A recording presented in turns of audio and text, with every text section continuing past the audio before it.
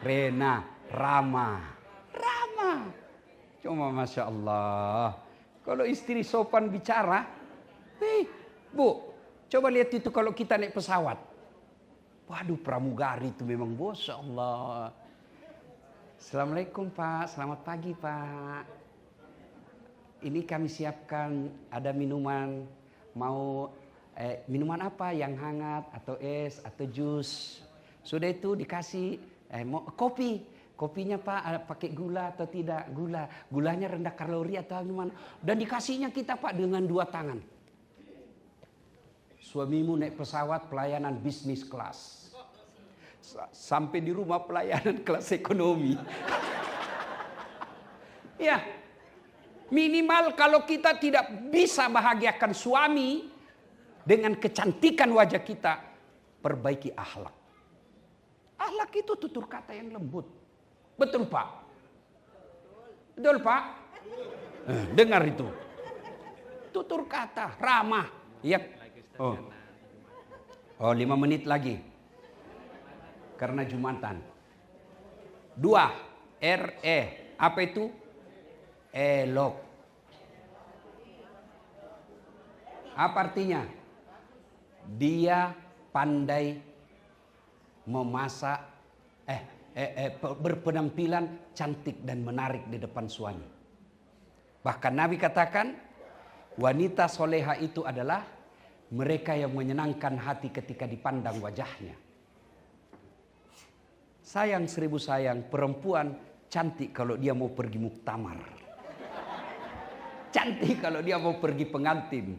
Begitu mau tidur sama suaminya, la haula wala quwwata illa billah. Daster tinggi sebelah, ndak sikat gigi, kadangkala dikasih bedak itu yang tebal di sini, ada lubangnya di matanya, ada timun, nonton TV, pegang remote, angkat kaki.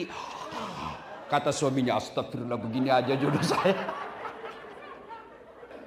Bu, halo, R-E-N, apa itu? Nikmat. Perempuan soleha pandai memasak masakan kesenangan suaminya. Makanya telepon mertua. Itu saya setelah menikah, ibu saya itu dia panggil menantunya. Nah, itu hebatnya ibu saya, Bu. Dia tahu semua masakan kesenangan anaknya. Itu anakku itu yang begini, dia senang ini. Kalau saya, dia tahu apa kesenangan ikan kering. Kalau dia marah, kasih ikan kering, tumis baik-baik, berhenti marah itu. Kasih sayur bening. Dia tahu, sekarang ibu-ibu malas masak. Ibu-ibu masih ingat ibu-ibu dulu, mau bikin kopi. Oh susahnya ibu, saya lihat itu ibu saya kalau mau bikin kopi, ke pasar dulu beli kopi. Sudah jadi kopinya? Belum, dijemur dulu. Enggak digoreng, dijemur dulu Bu. Sudah dijemur, baru digoreng. Sudah jadi kopinya? Tidak, baru ditumbuk. Sudah ditumbuk, sudah jadi? Enggak, ditapis. Tapisnya lagi pakai itu baju bodoh, baju haso rambugis yang tipis itu, ikat. Sudah itu sudah jadi kopinya? Tidak, dijemur lagi. Sudah itu baru dimasakkan air. Masaknya bukan tidak pakai kompor gas, pakai kayu. Iya toh? Sudah jadi kopinya. Masya Allah. Ke pasar dulu. Berjam-jam dibikin prosesnya. Tapi bapak-bapak dulu belum ke sawah. Sudah ada kopinya yang panas. Mengepul di mejanya. Ibu-ibu sekarang tinggal beli itu kopi saset, 3 in 1, ada kopinya, ada gulanya, ada susunya, tinggal diseduh, belum juga dibikinkan suaminya kopi. Makanya jangan heran bapak banyak di warkop atau di kafe-kafe dia minum kopi. Kenapa? Istrinya enggak bikin kon kopi.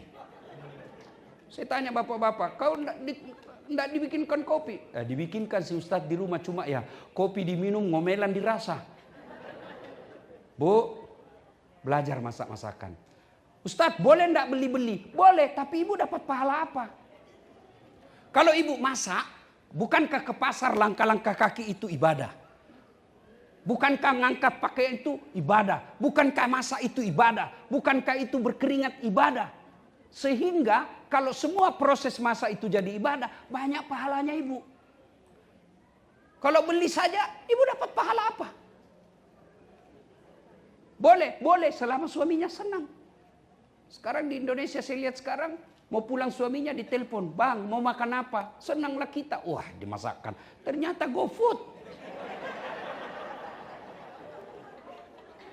Ya. Nah, ibu bapak, saudara-saudara sekalian, waktu sebenarnya ini harus lebih panjang karena masalah kita dalam kehidupan sehari-hari, masalah rumah tangga. Cuma waktu terbatas. Sebenarnya ibu, ini saya mau gaspol juga ini bapak-bapak. Ya, dia mau berharap suami istrinya seperti Siti Hadijah, tapi kita bukan seperti Muhammad. Nah, cuma karena waktu terbatas ya, bapak-bapak enggak digaspol. Habis waktu Pak ya? Ya, jadi ibu bapak. Oke, sudah waktu Jumat. Jam berapa Jumat? Amal itu ada dua bu. Amal kebaikan, amal keburukan. Masuklah kita dikubur. Ketika kita dikubur, nangislah orang. Tapi dia injak-injak kita itu. Nangis tapi dia injak-injak kita. Dia injak-injak tanahnya. Tapi dia injak-injaknya kita. Ada kesalahan kita. Dia pikir dia masuk ke liang kubur. Tidak. Yang tempat kita itu bukan kubur.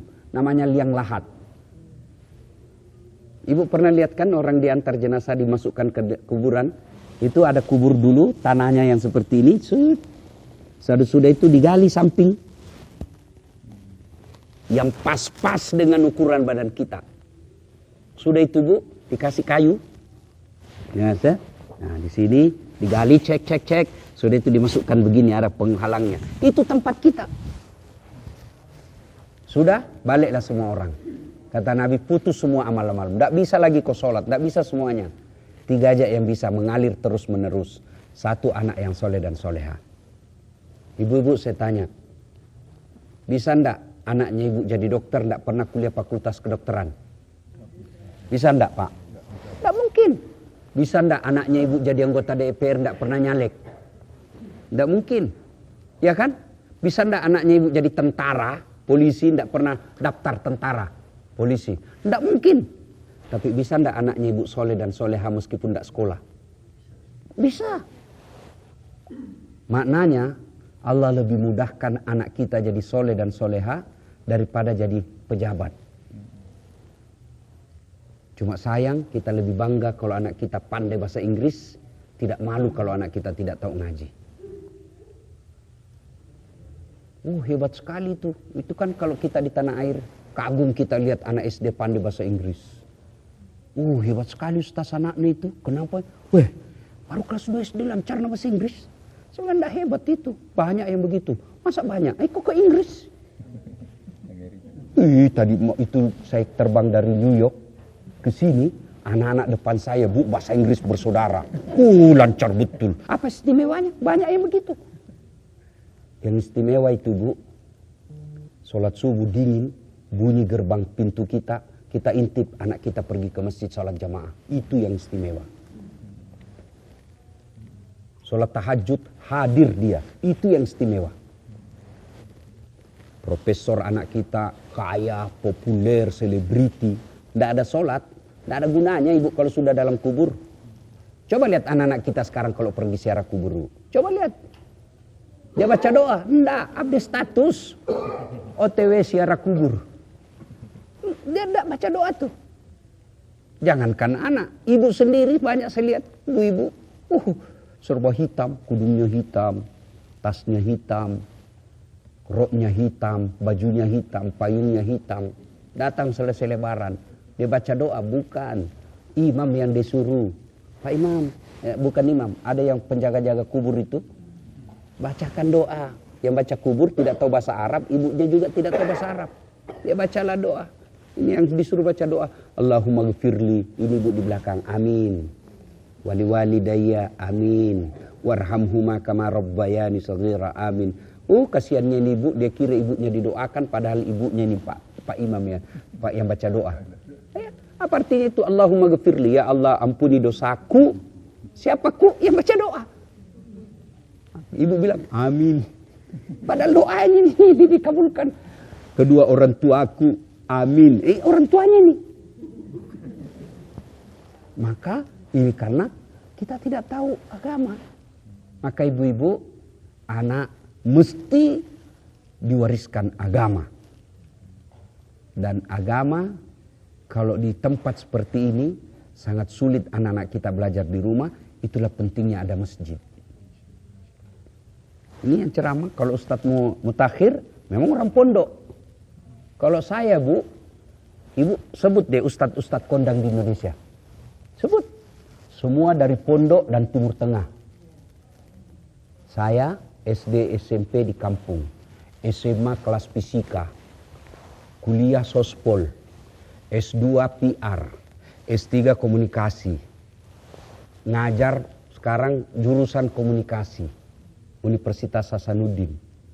Di mana saya belajar agama? Masjid. Di masjid. Saya baru sadar kira-kira 3 tahun terakhir. Oh, begini cara Allah memelihara saya. Kenapa Ibu? Saya selalu dekat dengan masjid rumah saya, Bu. Bukan saya ya, Allah yang memang mengantarkan saya selalu dapat rumah dekat masjid. Di kampung saya, rumah saya tidak jauh dari masjid. Mungkin 300 meter. Hijrah saya ke Makassar, pertama tinggal di Yosudarso. Dekat dari masjid Jalan Dakwah. Ada masjid di situ. Pindah saya dari Jalan Dakwah, Yosudarso, pindah ke Jalan Harimau. 9 tahun saya ngontrak di situ. Lebih dekat lagi Bu, tidak sampai kira-kira 20 meter. Gunung-gunung saja saya sampai. Saya pindah lagi di Bayeng-Bayeng, ada lagi masjid dekat lagi dari rumah. Tempat saya ngontrak. Ya, Babul Jannah namanya. Pindah lagi ke Setok Dopuli, itu di Jalan Cemara, dekat lagi dengan masjid. Ada itu masjid di Perumnas Tok Dopuli. Dekat lagi saya, malah saya jadi ketua remaja masjid di situ. Pindah lagi saya ke Tok Dopuli, ada lagi masjid. Saya ngontrak di situ, ada lagi masjid di belakangnya. Nah, saya pindah ke Hertas nih, sekarang tempat saya. Tidak ada masjid, saya bikin masjid depannya. Jadi Ibu, kalau beli rumah di Jakarta, beli rumah di Surabaya, di kampung Ibu, untuk anak, beli rumah yang dekat dengan masjid. Kita kadang-kala beli rumah, kita pergi ke pameran perumahan 10 menit dari bandara. Tiap hari kau mau ke bandara? Hah?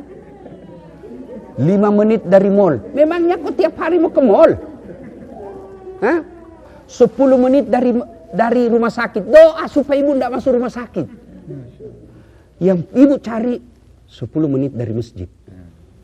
Kenapa? Kalau ibu dekat dengan masjid rumahnya, insya Allah anaknya main di masjid. Anak main di masjid. Kalau ibu dekat dengan masjid, minimal ibu jadi pengurus majelis taklim. Kalau bapak dekat dengan masjid, insya Allah bapak jadi pengurus masjid. Dan kalau sudah jadi pengurus masjid, tidak mungkin Allah tidak kasih hidayah. Tidak mungkin. Ibu ajak ngurus rumah saya bahagia. Saya pergi umroh, ibu urus rumah saya pasti sangat bahagia. Pulang saya umroh, saya kasih oleh-oleh Bu. Kalau perlu oleh-oleh yang paling baik saya kasih. Ini manusia, ngurus rumahnya kita senang. Apalagi Allah. Rumah Allah di muka bumi ini salah satu masjid. Jadi kalau orang ngurus masjid, tidak mungkin Allah sengsarakan hidupnya. Kalaupun ada masalah dalam hidupnya, masalah itu membuat dia dekat dengan Allah. Nah sekarang, ibu punya ikhtiar untuk mengadakan masjid. Jangan pikir setan menyerah. Oh tidak. Oh dia lihat berbahaya ini ibu ini, bisa masuk surga ini. Maka dia hasut kita. Mulai dari sangka buruk. Bisa gunakan ini uang. Nah itu sakwa sangka itu. Sangka buruk, setan masuk di situ. Yang pegang uang, setan juga masuk. Ambil aja. Ambil itu kan ada hakmu sebagai amil. Itu setan masuk. Jangan pikir kalau kita mau